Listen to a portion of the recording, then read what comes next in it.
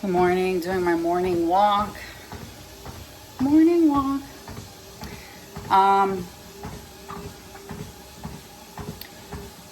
Really just a quick thought on like priorities and the people around you, whether it's family, friends, loved ones, whatever.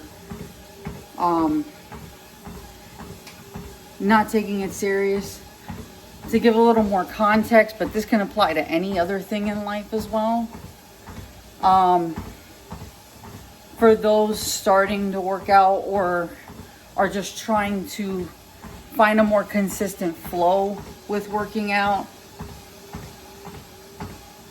eating right, whatever it is, whatever healthy habit you're trying to implement. If you're the only one in your group or family or whatever, whoever you live with or whoever you have around you closest, if you're the only one that has these priorities or has these wants, it's usually harder. Because if you're already around people who are doing it, it's easy. It's easier. I'm not gonna say it's easy, but it's easier to prioritize it because they already prioritize it in their life. So they understand the importance and they give you the space and maybe even the guidance to do it. But if you're the only one, okay, you're the one motherfucker in the house that's doing it, that's trying to do it, it's gonna be harder because no one else is really initially gonna support you. Matter of fact, they're gonna encourage you to go back to the way you were because that's how they are. That's how you all were. Again, I'm talking about working out and nutrition, but this can apply to anything. This can apply to behavior change. This can apply to virtually anything. Anything you're starting to change the course on. Okay? That you're not surrounded by people who have also done the same, who understand the importance of it. Okay? You're gonna have to be the motherfucker that does it. You're going to have to put your foot down.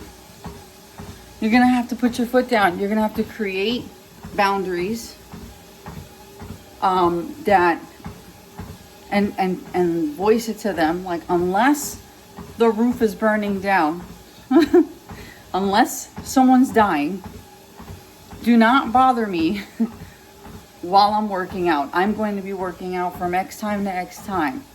That's it. Does that mean they're going to respect it and leave you alone at first? Absolutely not. I'll give you an example, a personal example, a real example, my example. When I first started working out, they thought it was a joke. Now, I started off in a gym, so there's no way for them to distract me per se. But they could have said, like, why aren't you just coming home? Whatever. I would go to the gym, I would come home.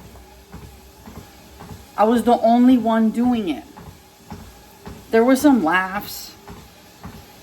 There was this and that, a snicker about it. And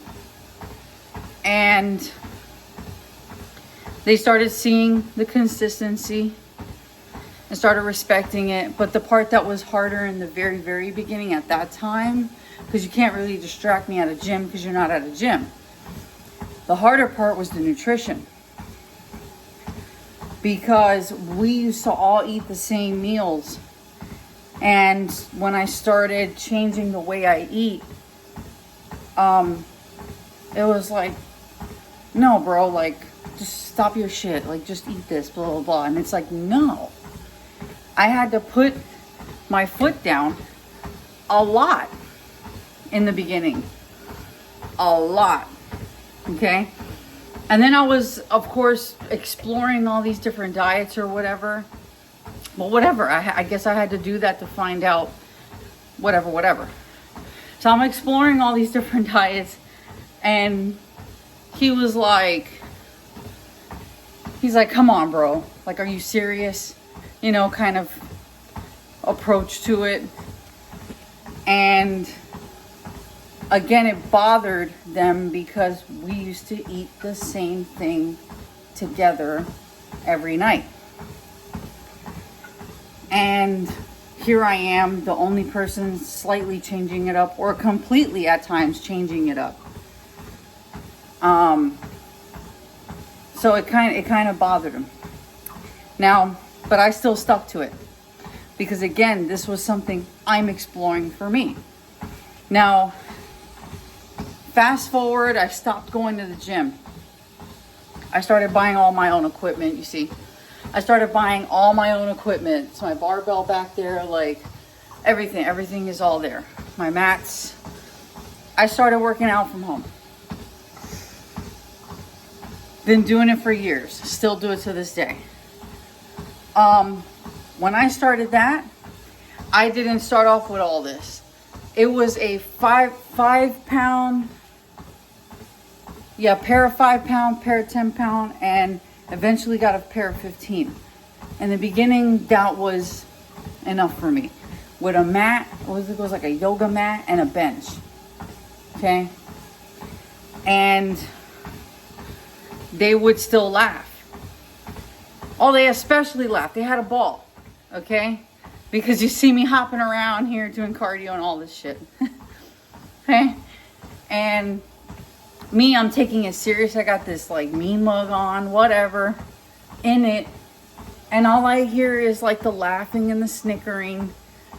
Or they would blatantly try to just straight up talk to me while I'm working out, which I hate, which is why I stopped going to the gym in the first place. They started doing it.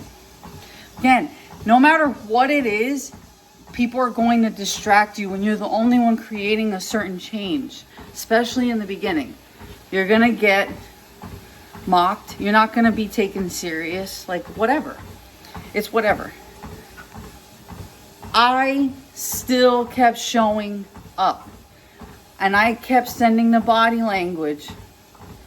Don't talk to me. Right now, you don't exist. This is my me time for me. You don't exist for the next hour. Then eventually they started seeing the pattern of me not responding. Started asking questions like, what the fuck? He's over here trying to have full-on conversations with me while I'm working out. And I'm like, nope, not right now. Nope.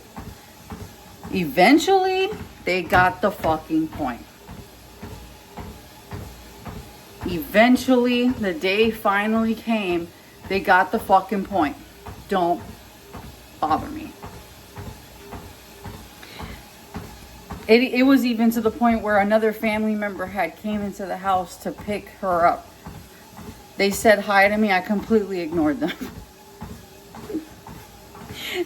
We still laugh about it to this day, but don't talk to me while I'm working out. Absolutely not. That is my time. And so because I put my foot down so sternly, I guess, they got the point. And then eventually started respecting it. They started to respect it. Today, now it's just inclusively part of life. Okay? It's integrated. What do I mean? We go on trips and shit. Okay, so what mornings are you working out? It isn't, no, we're on a trip, you could forget that. No, what mornings are you working out? Our trips are usually like 4 to 8 days long. More often being like 7 to 8 days long-ish for the most part. Okay? When it's that long, that means 3 guaranteed mornings have to be working out. The rest is all steps and whatever, like that's going to happen. That's going to happen. But the working out, if we're there for a week, 3 mornings have to be working out. They know that. So what does he do? All right, which 3 mornings? Okay, those 3 mornings I'll go golf. We will allocate our time somewhere else because I'm not available. So they know to allocate their time elsewhere. Go do whatever you're going to do. I will meet up with you. Whatever. That's usually a Disney thing. I will meet up with you. Otherwise, whatever, we will make it work. But either way, that's my time, period. End of story, period. Okay? And it's just a part of life. Even normal life. What, you working out today? Okay. So he knows to go and knock something else out in the meantime, while I'm doing that. Whatever errands, whatever you gotta do, whatever. Doesn't matter. I don't care. The point is that it will never get there as a full consideration if you don't first show that full consideration towards yourself, no matter what they're doing or saying. Again, to me, it's outside of emergencies. If you're not dying, okay, if the house is not about to cave in or something very dangerous about to happen, don't bother me. No. Everything else to me can be worked out. Everything else. And you sternly fucking plant yourself like a tree, that is your time. And that's that. You guys better figure it out. Because I'm not available. They will learn. If someone really sees there's no other way now, this is a real change, they will adjust. Trust. They will. But you got to start that first. How much of a priority is it to you first? If it's really something that means a lot to you. Again, I was originally talking about working out and nutrition, but this can apply to literally any change. Any change that you're trying to see. You have to first plant yourself in that change regardless of where the winds are blowing. And eventually, they will adjust.